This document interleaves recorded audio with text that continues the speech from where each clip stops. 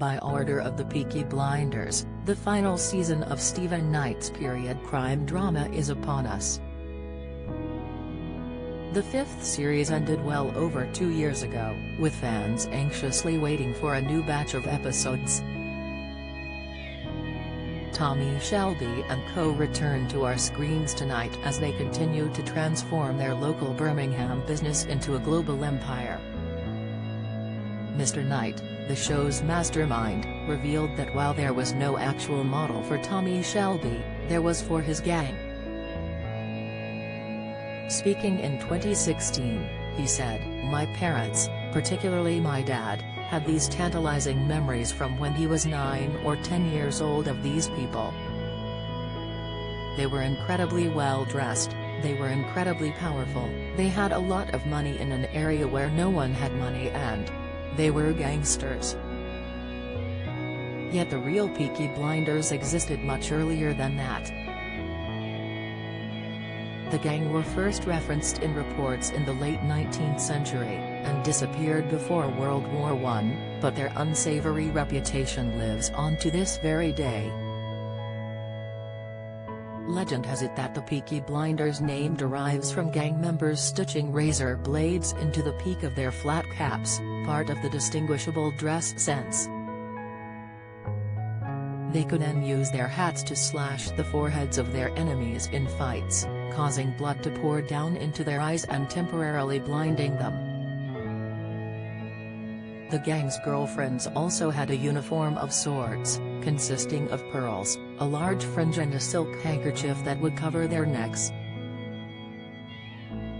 Yet questions have been raised over the sewn-in razor blades, sparking debate as to whether this was in fact a myth.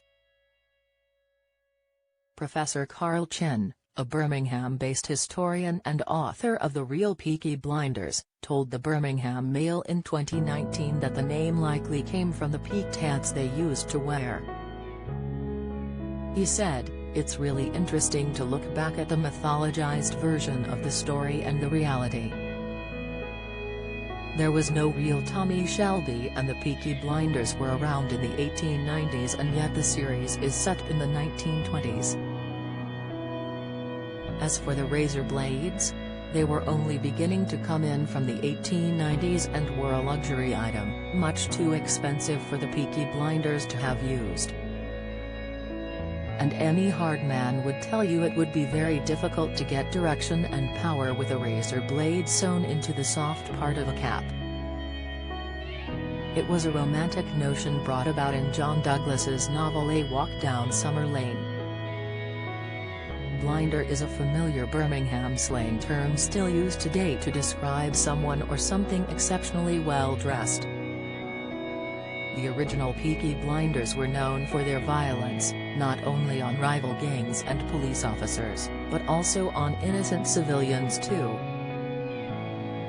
Gang wars frequently erupted in Birmingham, with the Blinders more focused on street fighting, robbery and racketeering as opposed to organized crime, according to historian Heather Shore from the University of Leeds.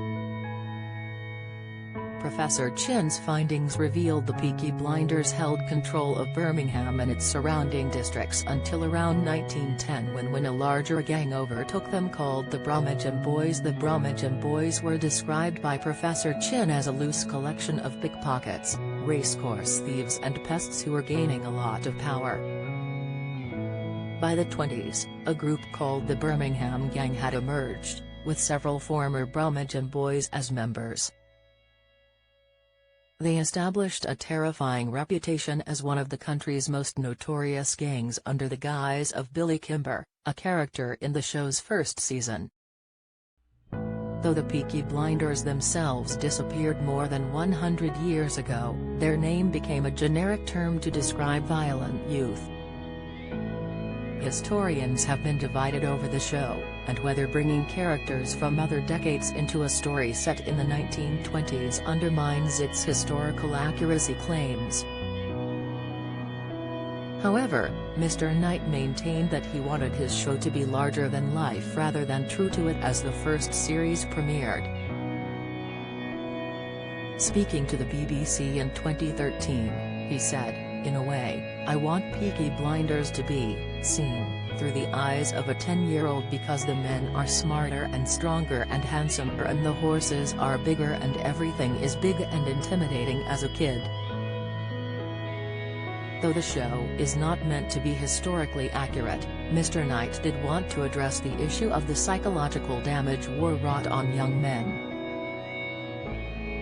He said, "One of the wider issues that I wanted to point out was that all of these men had returned from the First World War where they had been instructed to carry out mass murder every day on an unprecedented industrial scale. They've returned very damaged and they are violent as a result of their experiences, so you have that very interesting dynamic of men returning from the front line and finding they cannot live an ordinary life." Peaky Blinders returns tonight at 9 p.m. on BBC One.